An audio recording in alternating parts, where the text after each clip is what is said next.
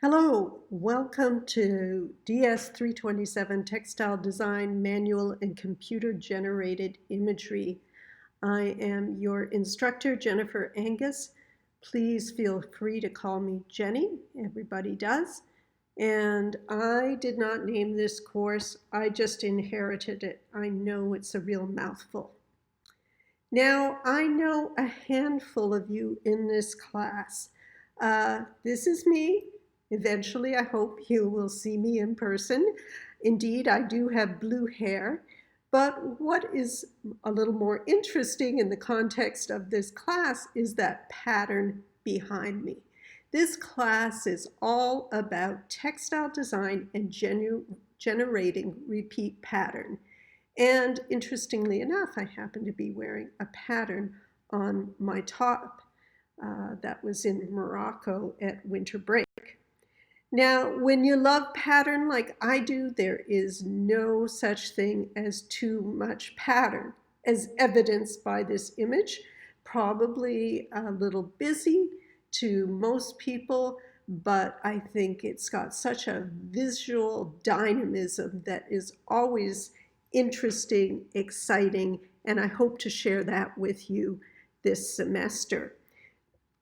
We're going to be working in 3 software programs. First in Photoshop.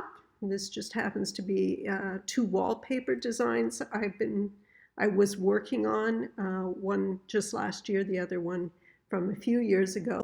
We'll work in Illustrator, and I have been drawing insects in Illustrator, getting ready to put them into a repeating pattern, and a textile industry software called Point Carré. And there are many of these types of softwares out there. They all basically do the same things, and I'll be talking more about that in class. With a little bit of luck, we will get to meet in person for those of you who said that you would like to screen print. This is large format screen printing with these big screens that are about 5 feet wide and 3 feet tall, and it does take 2 people to print. A few years ago, we had some visiting artists come. This is Chris Dacre, and students designed a repeat for him and then printed it. He had actually been in the military himself, and these were his drawings, and students did the repeat. Another visiting artist who will be speaking this semester too, Greta Sange, came and did a print with us. This was a 2-color print. There's one of the colorways. So with this fabric, there are all sorts of things you can do. Here's some fabric, 3 different colorways. Colorways is what we call the combinations of colors that one can do with the design. That fabric could be made into a garment or, of course, any kind of home interiors. Later in the semester, we are going to be working on conversational prints, and I thought I'd show you a series of student designs that were all based upon the novel The Night Circus. So if you have read that book, this may stir up some memories. It will be a 1-color print, and most of these were printed on top of an existing print.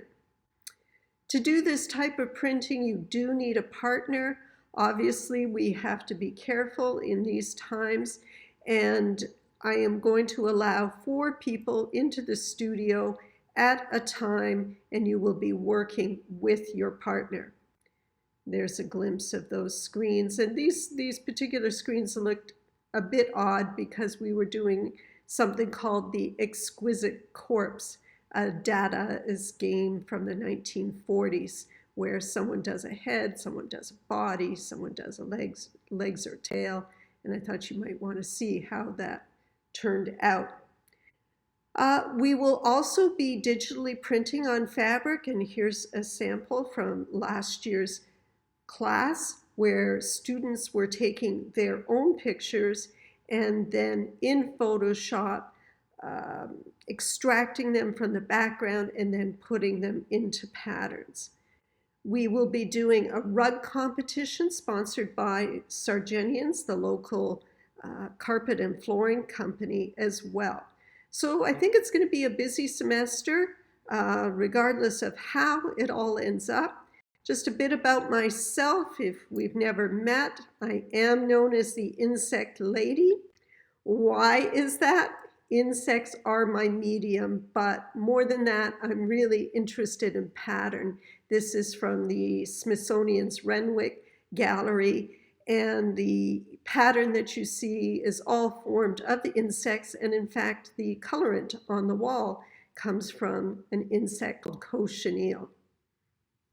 Cochineal is used traditionally in dyeing of fabric, and here we see the many colors that cochineal can be, from orange to purple, depending on the alkali of the dye bath.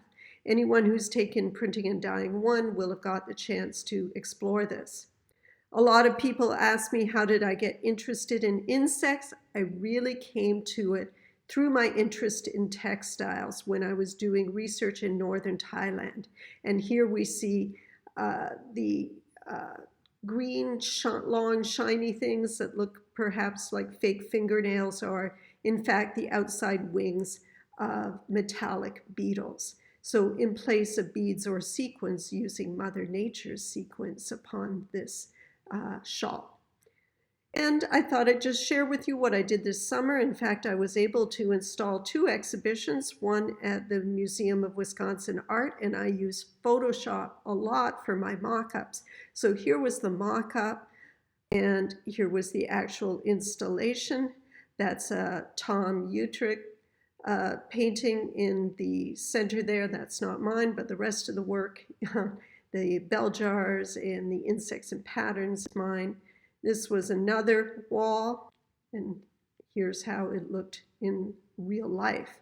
And finally, I did another installation at the Mattress Factory Museum in Pittsburgh, again with the cochineal colorant on the wall. And there's an overall view. And finally, I had to take a road trip with my son. He had some belongings. He had to leave Seattle in March and return home as he was finishing up college, and left all his belongings. So just last week we were on a road trip, and here we stopped at Devil's Tower National Monument.